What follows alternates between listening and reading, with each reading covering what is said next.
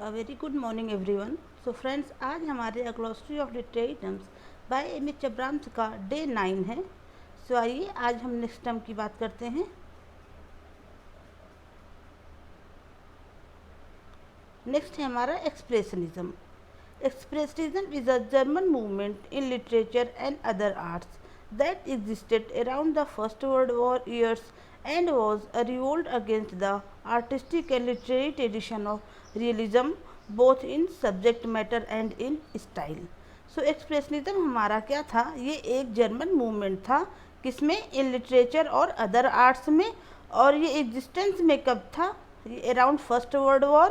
It was also a revolt, ये एक प्रकार का रिवोल्ट भी था against against artistic and literary tradition of realism.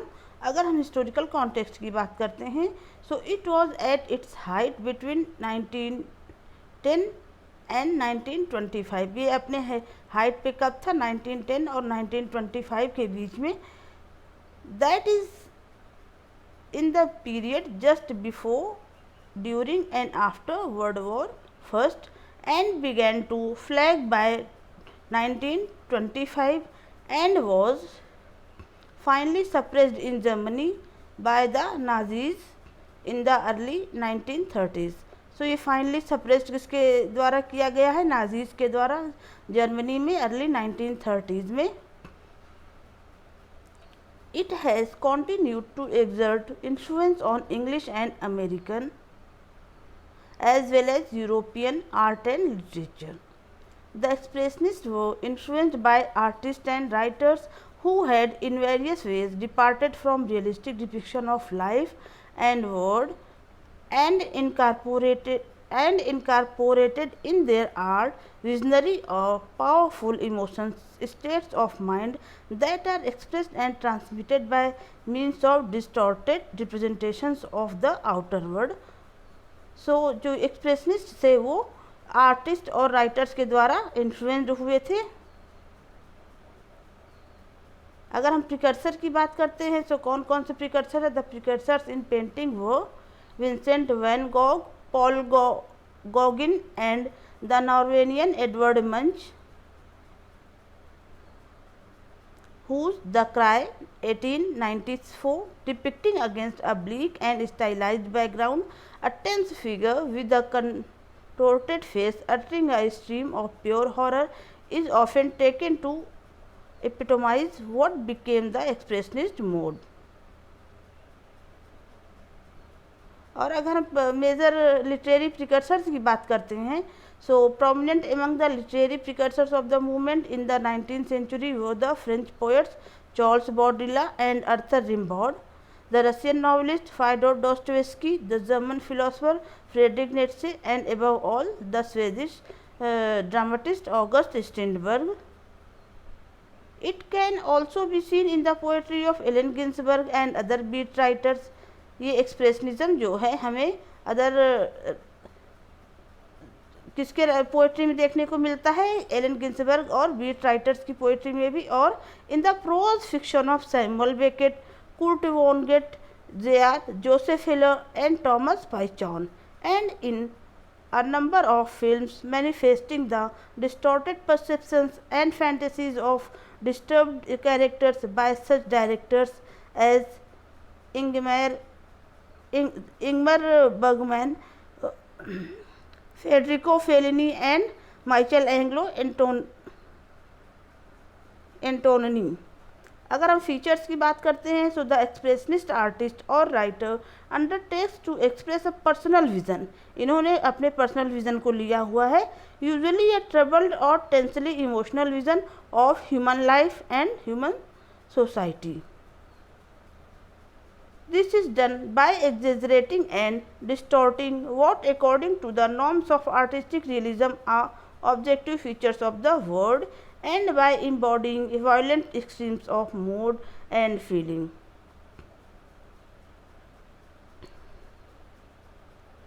सो ये सारे तो हमारे बेसिक फीचर्स हैं। और अगर हम मेजर प्रैक्टिशनर्स की बात करते हैं, सो यूजीन ओनील्स द जर्मन जोन्स 1920 में पब्लिश हुआ है, projected in a sequence of symbolic episodes and individuals and Eugene O'Neill's The Emperor Jones 1920 projected in a sequence of symbolic episodes the individual and racial memories of a terrified modern African American protagonist. इसके बाद है Elmer Rice the adding machine, इनका work है, used non realistic means to represent a mechanical style and frightening word as experienced by mister zero, a tiny and helpless cog in the impersonal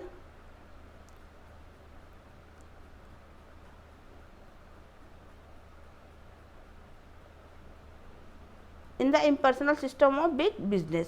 और Arthur Miller का death of salesman, ये भी expressionism का ही example है. Next है हमारा fancy and imagination. So fancy means the faculty of the mind that receives images that have been perceived by the senses and reorders them into new combination. So fancy का मतलब क्या होता है? The faculty of mind, जो receive करता है, that receives images, images को receive करता है, that have been perceived by, जो senses के द्वारा परसीव किया जाता है, and reorders them into new combination, और उन्हें न्यू कॉम्बिनेशन में रीऑर्डर्स करता है. इसके बाद है हमारा imagination. Imagination means the faculty of mind that has the power to assimilate and synthesise the most disparate elements into an organic whole. अगर हम हिस्टोरिकल कॉन्टेक्स्ट की बात करते हैं, so the distinction between fancy and imagination was a key element in Samuel Taylor Coleridge theory of poetry as well as in his general theory of mental processes. So he described the distinction in his Biographia Literaria, published हुई है इनकी 1817 में. ST. Coleridge की Biographia Literaria जो 1817 में publish हुई है, इसमें हमको फैंसी और इमेजिनेशन के बीच डिस्टिंक्शन देखने को मिलता है. In the 13th chapter of Biographia Literaria, Coleridge attributes this reordering function of the sensory images to the lower faculty he calls fancy. और इन द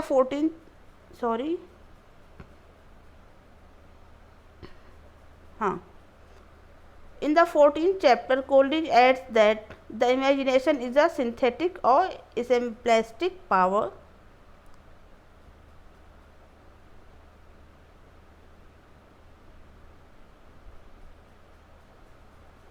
इसके बाद है इसके फीचर्स की अगर हम बात करते हैं, fancy play with fixities and डेफिनिटीज.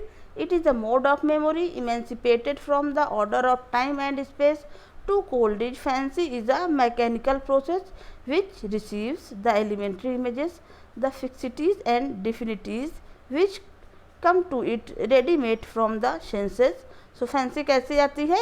ये ready-made आती है from the senses and without altering the parts resembles them into a different spatial and temporal order from that in which they were originally perceived. और अगर imagination की बात करते हैं, which produces a much higher kind of poetry, dissolves, diffuses, dissipates in order to recreate, and where this process is rendered impossible, it still struggles to idealize and unify. To Coleridge, imagination is able to create rather than merely resembles. By dissolving the fixities and definities, the mental pictures of or images received by the senses, and unifying them into a new whole. और वहीं fancy क्या है? Fancy is merely mechanical but imagination is vital and synthetic in nature. Fancy mechanical होती है, वहीं imagination vital है और in synthetic in nature है. नेक्स्ट है हमारा free verse. Free verse also known as open form. Free verse को open form बोलते हैं. Free verse, also known as open form verse or by the French term verse libre, means verse whose rhythmic pattern is not organized into a regular metrical form. अगर हम historical context की बात करते हैं, in the 19th century William Blake, Matthew Arnold and other poets in England and America experimented with departures from the regular metre. Poets in the later 19th century and and American and English poets of the present century, especially after World War I, began the present era of intensive use of free verse. Features क्या है? It is printed in short lines instead of with the continuity of prose. Most free verse also has irregular line in length.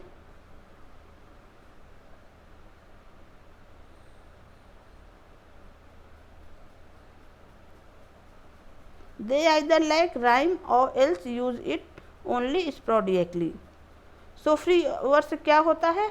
Free verse में basically जो rhythmic pattern है वो regular metrical form में नहीं लिखा जाता है.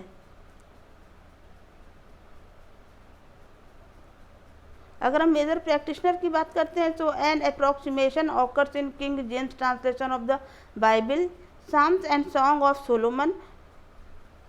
विलियम ब्लैक हैं, मैथ्यू अर्नोल्ड हैं, वॉल्ट विटमैन्स का leaves of the grass uses verse lines of varying length which depend on rhythmic effects, not on recurrent metric feet but on condensed units and on the repetition, balance and variation of words, phrases, clauses and lines. French symbolist हैं Rainer Maria Rilke, Jules Laforgue, T S. Eliot हैं, F Ezra Pound है, William Carlos William हैं. इसके बाद E Cummings uses conspicuous visual cues, the variable positioning, spacing and length of words, phrases and line to control pace, pause and emphasis in the reading and also to achieve an alteration of suspension and relief. Next है हमारा Gothic novel. तो Gothic novel is a kind of pros romance popular during the 19th century that had a gloomy castle for its local an innocent heroine, a cruel villain and the use of supernatural elements. So Gothic novel एक प्रकार का ये pros romance है जो कब popular था? During the 19th century. और ये जो अगर ओरिजिन ऑफ द टर्म की बात करते हैं तो the word Gothic originally referred to the Goths an early Germanic tribe, then came to signify Germanic, then medieval. Gothic architecture now denotes the medieval type of architecture characterized by the use of the high pointed arch and vault, flying buttresses and intricate recesses which spread through Western Europe between the 12th and 16th century. The term has also been extended to a type of fiction which lacks the exotic setting of the earlier romances but develops a brooding atmosphere of gloom and terror. Historical context की बात करते हैं तो the Gothic novel was inaugurated by Horace Walpole,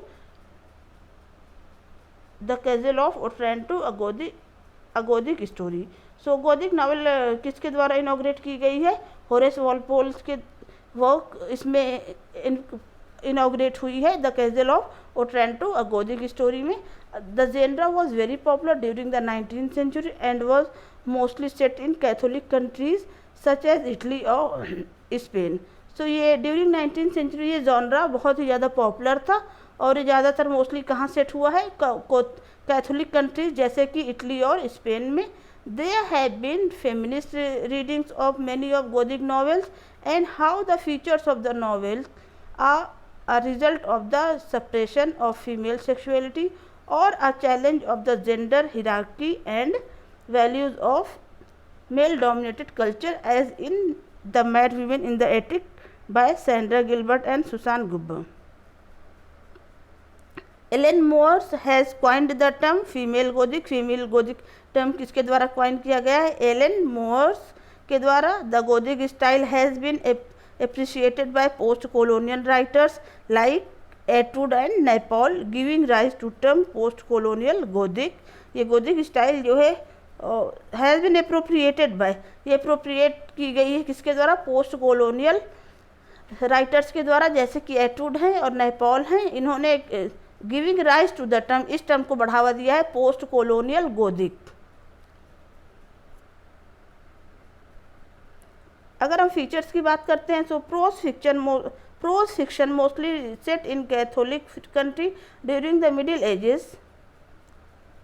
The locale was often gloomy castle furnished with dungeon, subterranean passages and sliding panels. The typical story revolves around the suffering imposed on an innocent heroine by a cruel and lustful villain.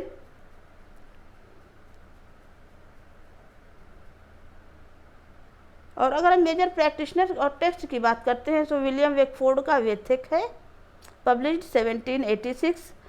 N Radcliffe का the Mysteries of Udolpho 1794 में publish हुआ है। Matthew Gregory Lewis का the Monk 1796 publication date है। और Horace Walpole का the Castle of Otranto a Gothic story. William Godwin का Caleb Williams. Mary Shelley, Frankenstein, Emily Bronte, Wuthering Heights, Charlotte Bronte, Jane Eyre. इसके बाद है Charles Dickens का Bleak House and Great Expectations. Charles Brockden brown, ager Allan Poe, William Faulkner's century and Absalom, Daphne du Maurier Rebecca, Daphne du Maurier's का Rebecca है और Iris Murdoch का the Unicorn है। Okay friend, thank you so much.